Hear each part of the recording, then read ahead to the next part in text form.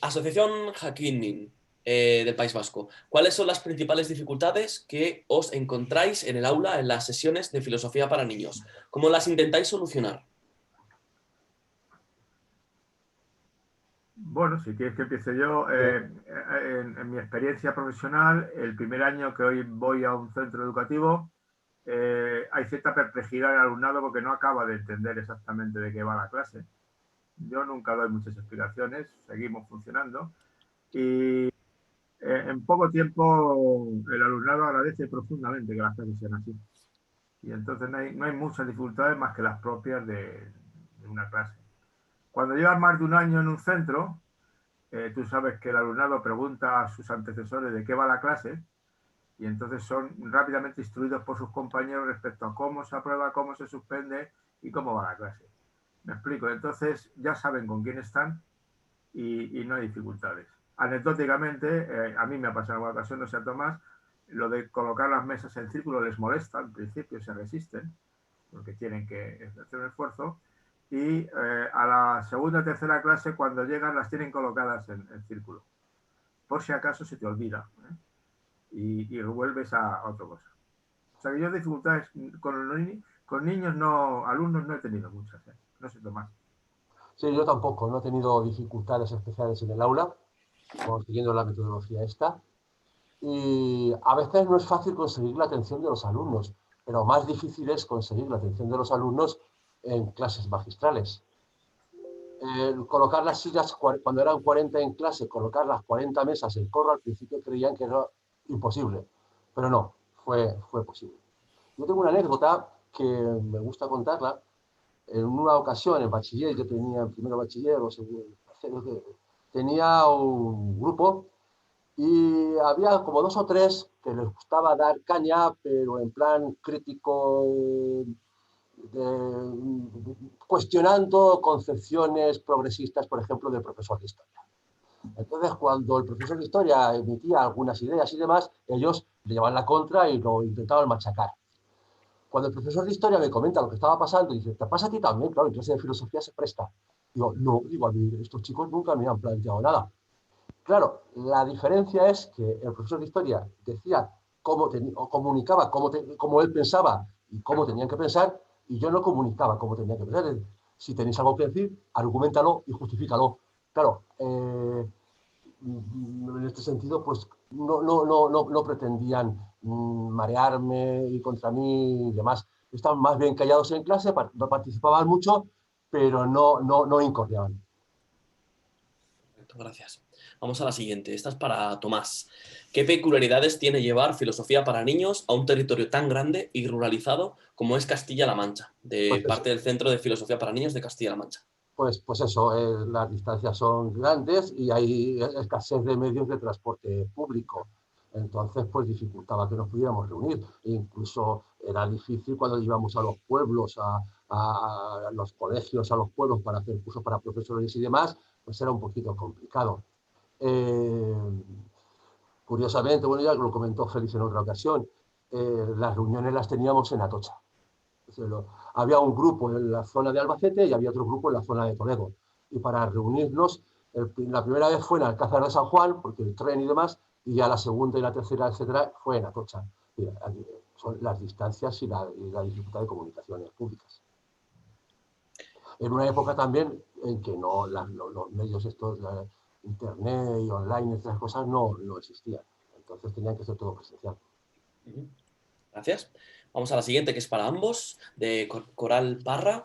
¿Cómo es posible establecer un verdadero diálogo si no se le otorga el valor que posee por sí mismo? Y hace otra segunda pregunta, dos preguntas más. ¿Cómo conseguirlo si no hay voluntad de llegar a la verdad? ¿Cómo conseguir una verdadera apertura al otro? Si queréis, vamos por la primera. ¿Cómo es posible establecer un verdadero diálogo si no se le otorga el valor que posee por sí mismo? No sé, lo de verdadero diálogo ya me sorprende, porque el diálogo es diálogo o no es diálogo. Pero bueno, entiendo que puede haber diálogos más o menos rigurosos, más o menos ajustados, ¿no? Y yo creo que es que el diálogo posee valor en sí mismo. Es decir, a los seres humanos nos gusta hablar, nos gusta conversar y nos gusta conversar sobre cuestiones de interés, ¿no? El diálogo que yo creo que marca la diferencia es cuando ellos me lo decían a mí de una manera de definirme, tú eres el profesor de ¿en qué te basas? ¿Eh? Porque era esas segundas preguntas siempre que exigía y entonces obligabas por necesidad a que te escuchara, a que razonara, ¿no? Es decir, incluso a veces más provocadoramente decía, es que mira, a mí lo que tú opinas la verdad no me interesa mucho, me interesa realmente por qué opinas lo que opinas, ¿no? Intentaba ser cariñoso al decirlo, y bueno, quizá lo era o quizá no. Y la última observación que yo haría es que sí que era muy importante, y Tomás lo sabrá, cuidar el lenguaje corporal y verbal, porque para forzarles, es decir, oye, no me estás respondiendo a mí, estás respondiendo a tu compañero, mírale a él cuando hablas. Oye, ¿qué ha querido decir realmente fulanita cuando ha dicho esto? Forzarles constantemente a que se fijaran en el otro. Y al final lo hacen. Gracias, porque además has respondido así a las tres de una manera muy sintética. Tomás, ¿te la repito, quieres? O... No, no hace falta, no, me las tengo. Vamos a ver, si se refiere a establecer un diálogo en el aula, pues con esfuerzo y con paciencia y dialogando sobre temas que a ellos realmente les interesan. O conseguir que se interesen también por cuestiones que nos afectan como seres humanos.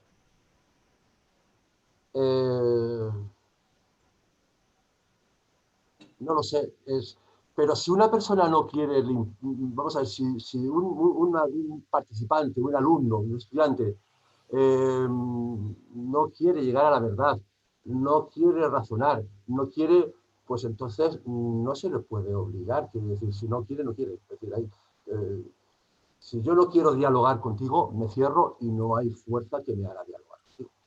Entonces, bueno, pues es cuestión de paciencia y motivación.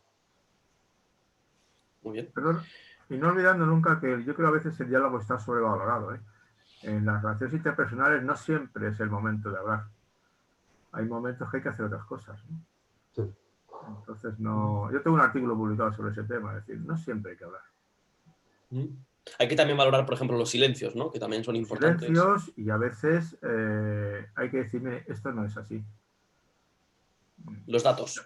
No te digo fuera con cierta contundencia, ¿no? Es decir, decirle a un alumno, oye, que tu compañero sea un fascista no afecta a su argumento, ¿eh? Si no te importa, dime otra cosa. No. O decir, eres un mentiroso, digo, ¿realmente quieres mentira? Es una acusación grave, ¿es eso lo que quieres decir? O sea, cosas que cortas un poco para que el diálogo no se te desmadre. No, y yo lo otro es más, a nivel social, hay momentos en que hay que hacer otras cosas que no dialogar. Gracias por la respuesta. Vamos a la siguiente, que también es para ambos. Esta es de SG. ¿De qué textos de Lippmann trabajaríais en primero de bachillerato y qué actividades diversas me propondríais en estos tiempos de pandemia tan antipedagógicos en el sistema educativo, aparte de una clase siguiendo el estilo clásico de Sharp y Lippmann? Vamos a ver, yo voy a contestar, no sé si a todo, pero a alguna cosa. Yo, por ejemplo, dice, ¿qué texto de Lippmann trabajarías en primer bachillerato? Pues el descubrimiento de Harry, que está orientado a la investigación filosófica, donde se tratan temas que tienen referencia a la lógica, la teoría del conocimiento, filosofía del lenguaje, filosofía moral y política, antropología filosófica, etc. En cuanto a actividades, bueno, podríamos introducir también algún capítulo de Lisa y de Marc, el primer bachillerato. Y en cuanto a actividades, ya en el tema de la pandemia ya me desoriento un poco, pero bueno, pues que se puede hacer más en casa. Pues actividades, por ejemplo, como comentarios de texto, disertaciones, problemas morales, ese tipo de actividades también. Bueno, yo en la práctica he utilizado el descubrimiento de Harry con dos trucos, ¿no? Uno era decirles que podían elegir entre un libro de texto o Harry, y claro, tardaban 2 segundos en decidir, ¿no? Y la segunda cuestión les decía, bueno, este es para de gente más pequeña de edad que vosotros, pero yo lo he trabajado con adultos, si les parece bien, ¿no? O sea, que no es problema. Incluso hubo un año que al final me dijo uno, yo tras leer este libro me da cuenta que nosotros no somos ni niños ni adultos.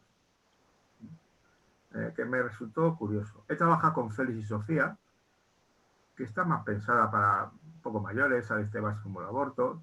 Es una novela que, como está hecha en Canadá, sale el tema del separatismo, del nacionalismo, ¿no? Está bien. Y luego he trabajado con libros de texto. Y si hubiera tenido el de Tomás y el mío y el de Lucía, hubiera trabajado con ese muy a gusto, porque ese está hecho pensando así. Pero yo tenía el de Adela Cortina, que era un poco mazacote, el típico libro mazacote, ¿verdad? Y lo que hacíamos era, el primer día del tema, veíamos las páginas, las fotos, y tras ver todo eso, cuando algo le llamaba la atención, las 2 o 3 cosas, trabajamos para que eso diera pie a un tema. Y salía bien, porque luego el libro, como tenía algunos textos y tenía unas cosas, pues el libro lo utilizaba para que enriqueciera. Yo creo que los materiales que utilices como punto de partida pueden ser variados. En el programa del IAPC, en el currículum, los relatos son un pretexto, ¿no?, para provocar una discusión a partir de la cual vayas introduciendo otros intereses que ellos no tienen. O sea, que del relato se podría en alguna ocasión omitir, porque siendo un pretexto cualquier cosa podría ser, tipo un problema en la clase podría ser también el óbice para empezar a hablar de un tema, de un conflicto, es una idea. Por ejemplo, lo que has dicho antes de fascista, o sea, explorar el término fascista, las ideologías.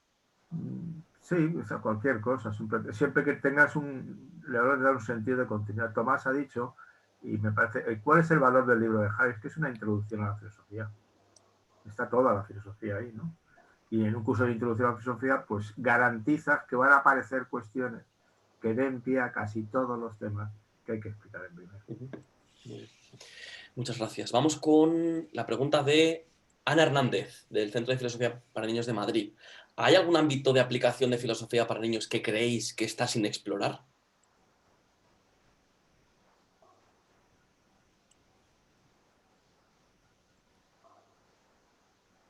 ¿Veis? Tomás, antes he hablado yo mucho. Bueno, bueno, bien. Pues no conozco todos los ámbitos en que filosofía para niños se está aplicando, porque además cada vez son más numerosos.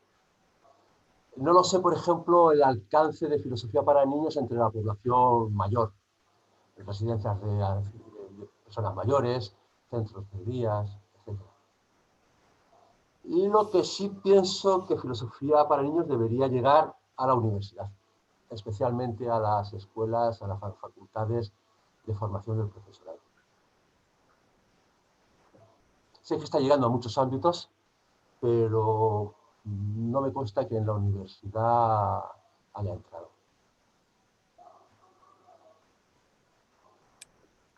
Sí, yo no hallo nada.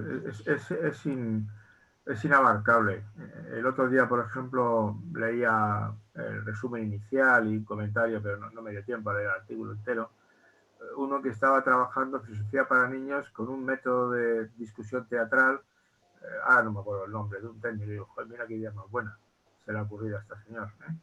Es que son muchos los campos. Mira cuando se le ocurrió a Chema Sánchez Alcón trabajar con personas con capacidades cognitivas distintas, ¿no? Entonces te deja perplejo, ¿no? Porque no te lo imaginaba. Yo supongo que hay cantidad de posibilidades. Y en la cárcel, gente... La cárcel se ha trabajado siempre. Sí, y con niños que proceden de guerras y demás, en Colombia. El abanico es muy amplio. Muy amplio. Y depende al final de que haya alguien que esté en ese tema. Recuerdo una experiencia con uno de filosofía para niños muy bueno, que murió muy joven, por cierto, Gonzalo Romero, y mis hijos fueron, organizó unos campamentos de verano en que se juntaban niños de entornos socioculturales familiares equilibrados, por una palabra, con niños que se juntaban, que vivían en entornos familiares complicados, ¿me explico? Algunos de ellos ya con cierta experiencia con la justicia, ¿verdad? Fue muy enriquecedor, por ejemplo, para mis hijos, ¿no? Les hizo ver que el mundo era un poquitín más complicado, ¿no? Pero eso, claro, porque había una persona excelente en ese campo y se lanzó a hacerlo. Desaparece, aparecerá otro que hará otras cosas en otro campo muy sugerente. Muy bien, muchas gracias. Vamos a pasar a la siguiente. que esta es de Cholo. ¿Qué opinan de la herramienta artística como parte de la producción artística dentro de las familias que están en confinamiento y desde la filosofía de y para la niñez?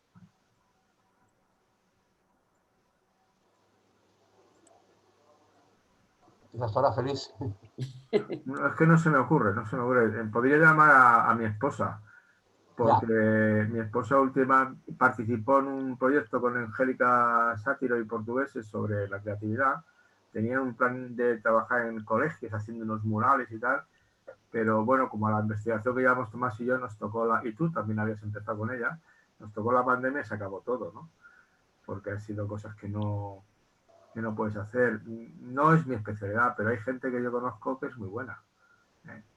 Te digo, mi mujer, por ejemplo, ha trabajado con ello y bueno, yo estuve en unas experiencias más sugerentes, fue cuando las catalanas, Eulalia Bosch en concreto e Irene, sobre todo Eulalia Bosch, yo creo que era la que lo lideraba aquello, hicieron una exposición de arte y yo fui en Madrid el que formó al profesorado y coordinó el asunto.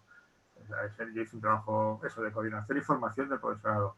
Fue espectacular. Lo que pasa es que allí juntó a la Susana Solano, a Mariscal, a Marcelo, que hicieron obras para, que le dieron obras para eso, ¿no? O sea, espectacular. Y salió genial. Y salió gente formada, que yo luego los he visitado, en los talleres educativos de los museos, en la CIS, en el Reina Sofía. Pero luego al final, como depende de personas concretas, pues desaparece una persona concreta y se debilita un poco la propuesta. pero hay muchas personas que están trabajando Sí, con herramientas artísticas, no sé, Angélica, mucha gente en otros sitios con este tipo de... Lo que pasa es que yo no he entendido bien la pregunta, porque es que relaciona la herramienta artística, producción artística y familias y en confinamiento. O sea, que el tema es la situación de confinamiento me ha desorientado. Entonces, no sé, yo puedo responder con un hecho, pero un hecho, una anécdota familiar. Donde sí mi hija fue alumna mía de filosofía para niños en el instituto, en los años del BUP, primero, segundo y tercero de BUP. Entonces yo daba ética y era el primer año que yo empezaba a aplicar filosofía para niños, coincidió que mi hija era alumna. Total, que fue alumna mía esos 3 años. Bien, por otro lado, bien, ¿no? Estuvo, me gustó y demás. Por otro lado, mi hija pues tiene una vena artística interesante, ella es arquitecta y bueno, pues. Entonces, y ahora aterrizo en la pandemia, que estaba dentro de la pregunta. Entonces, claro, sobre todo el curso pasado, y tiene una nena de 7 años y el otro de 3, y entonces pues se encuentra con que tenía que trabajar en casa, con que los niños estaban en casa y no podían ir al colegio, es decir, esas historias.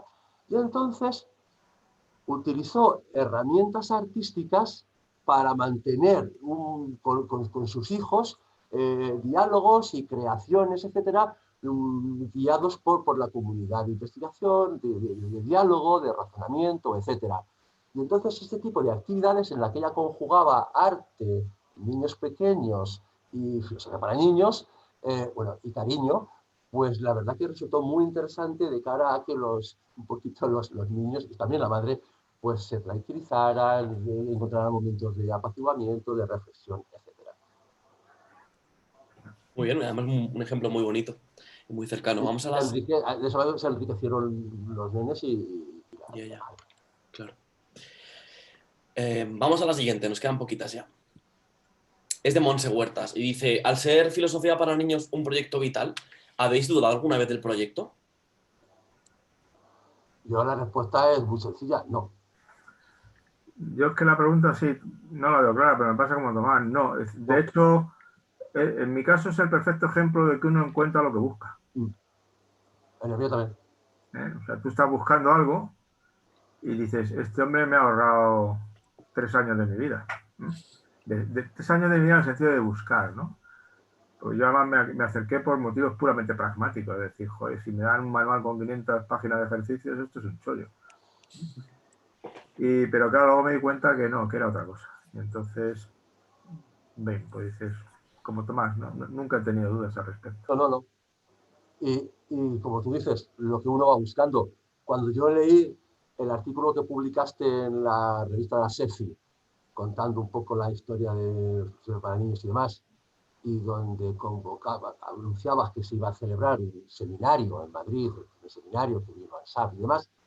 Yo cuando leí ese artículo dije, si esto es lo que yo estoy buscando, esto es lo que yo estoy buscando. Y a partir de ahí pues comenzó una historia de una buena amistad y interés, sí. Así fue. Y Ese fue el famoso seminario. No he dudado en ningún momento, todo lo contrario, es decir, aquellas ideas, deseos y tal se han visto reforzadas, enriquecidas y satisfechas.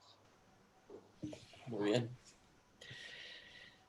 Vamos a la última pregunta, que es de Laura Curbelo, de Filosofía para Niños en Uruguay, y dice, ¿en qué aspectos Filosofía para Niños ha transformado vuestras propias vidas? Pues en mi caso, transformado, no sé si es la palabra, no me parece muy fuerte, pero bueno, me ha ayudado pues a ser más dialogante, a ser más crítico, el valor de la escucha, a ser más exigente conmigo mismo en los razonamientos. Y en cuanto a la vida profesional, pues me ha abierto más las puertas, me ha dado herramientas para, en definitiva, poder disfrutar como profesor todo el tiempo. He estado trabajando, he estado en activo como profesor. Y luego, en tercer lugar, pues me ha permitido entrar en una gran comunidad de compañeros y compañeras, amigos y amigas, que compartimos ilusiones, nos apoyamos mutuamente, intercambiamos reflexiones, proyectos, etcétera, y aprendemos unos de otros y además nos queremos. Esto es un poquito... Se no ha transformado mi vida, pero sí ha incidido en mi vida, me ha ayudado. Yo diría lo mismo, ¿eh? En nuestro caso, en mi caso, por ejemplo, se notó mucho en la convivencia familiar, porque eran 3 hijos, madre y padre, y todos los desayunos, comidas y cenas que se hacían juntos era un pifostio aquello, ¿me explico? Hasta el punto que algún día alguien decía, hoy no dialogamos, ¿no? Y inmediatamente le contesta, ¿y hoy por qué no? Te imaginas, ¿no? Porque era un poco agotador la historia esta. Pero bueno, quitando eso, yo estoy con Tomás. A mí realmente lo que me ha hecho es potenciar, mejorar cosas que yo quería hacer y hacerlas mejor. Y sí que ha aportado dos cosas importantes. Una, a raíz de mi estancia asistí a un congreso en Maringá, en Brasil, en el 88, me parece que fue, o sea, sí, en junio del 88. Y cuando vi cómo lo interpretaban los brasileños el asunto, fue cuando yo realmente me pasé a filosofía para niños. Porque allí había una conexión más con la tradición de Pablo Freire y tal. Y en principio aquello me animó profundamente. Porque la idea de ser el representante en España del último invento yanqui tampoco me seducía especialmente, ¿verdad? Y la segunda cuestión que sí me ha permitido mucho son 3. Una que ha dicho Tomás, formar parte de una comunidad internacional. Yo he viajado mucho, he conocido a mucha gente y me ha enriquecido enormemente. Y he estado en Sofía, en el ISPIC, o sea, y sigo estando, ¿no? Eso también. Y luego hay una cuestión también muy importante que yo aprendí con Lindman, ¿no? Que es la exigencia de demostrar con investigación científica de educación educativa que lo que decimos es cierto. Y si yo voy por ahí pavoneándome que la filosofía ayuda a la gente a pensar mejor y tal, se lo dijo un día a un amigo común, a Emilio, se lo comentaba, la pregunta es, ¿me lo puedes demostrar? Me queda muy chulo decirlo, pero con argumentos que no sean filosóficos, que es lo típico de los de filosofía, que demuestran filosóficamente lo que, oiga, si no estoy pidiendo eso. Y entonces, bueno, y tú sabes que he hecho investigación y hay mucha gente que ha hecho, y entonces esto hay un cuerpo que somos del profesor que dice, oiga, no, que decimos que funciona, le doy datos de que funciona, y además que esos datos me indican cosas que se pueden mejorar. Y a mí me parece eso, a mí me aportó una riqueza profesional enorme. Perfecto, pues terminamos aquí esta primera parte. Ojalá que en la segunda parte Juan Carlos pueda acompañarnos. Y nada más, muchísimas gracias por sacarnos estos 30 minutitos de vuestra vida diaria. Hasta la próxima. Además que hemos sido, con el reloj hemos sido muy Gracias. respetuosos. Os habéis portado muy bien y lo agradezco mucho.